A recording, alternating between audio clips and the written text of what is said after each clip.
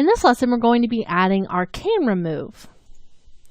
Okay, so now that we've gotten to this point, to add our camera move, I want to pre-compose everything.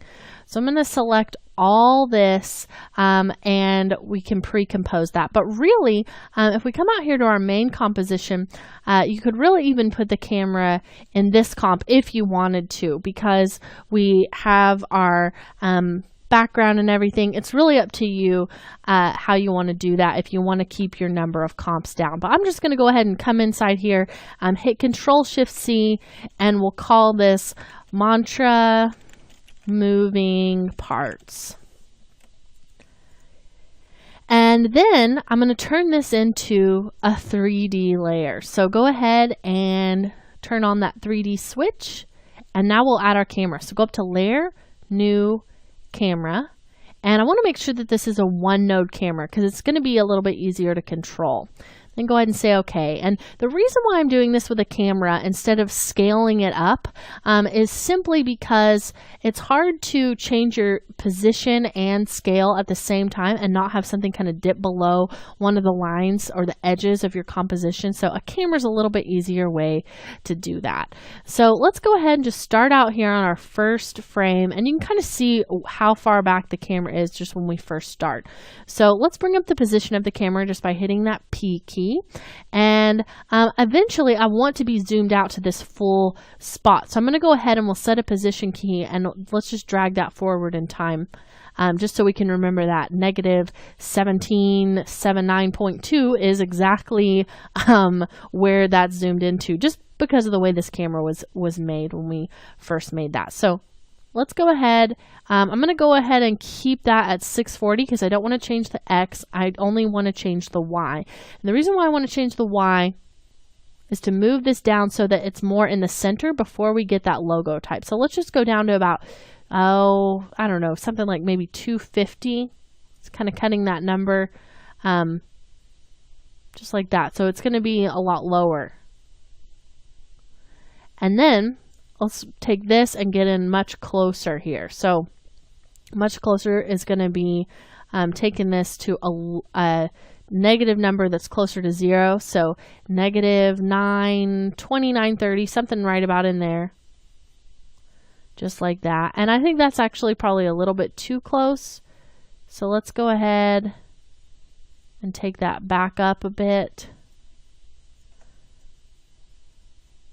Okay, so that's looking pretty good. Let's go ahead and maybe not go down quite so far. So we're at 259. Let's take that down a little bit, or back up a bit. Like that. So let's see, we're at 282. So that's actually higher. Okay, so that looks pretty good right there. We got that kind of coming out right in the center.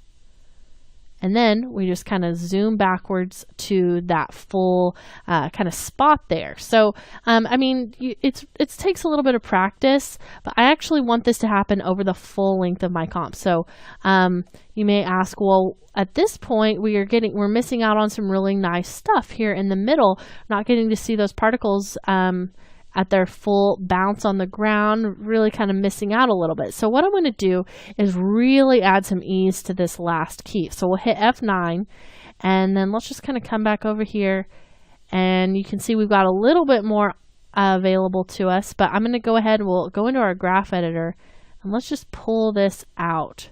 So at the end, I mean, we've just got almost no influence at all.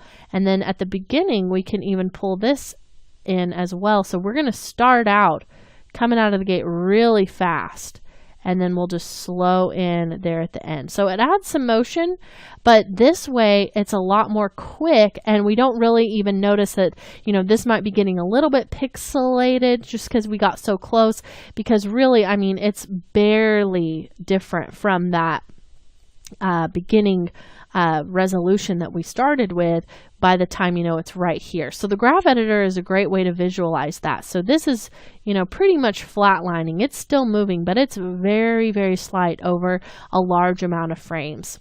So that just kind of really helps you to see what's actually going on when you use that graph editor.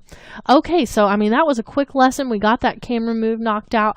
And now our next lesson is going to be our final lesson. And I want to add a few lens effects to just add a little bit to everything. So you can go ahead and close out of this mantra logo type, and now we're in our main composition. So this is going to be really where some of that magic happens. Now you can see that background, you can see that vignette, and there's just going to be a few extra things that we add to this.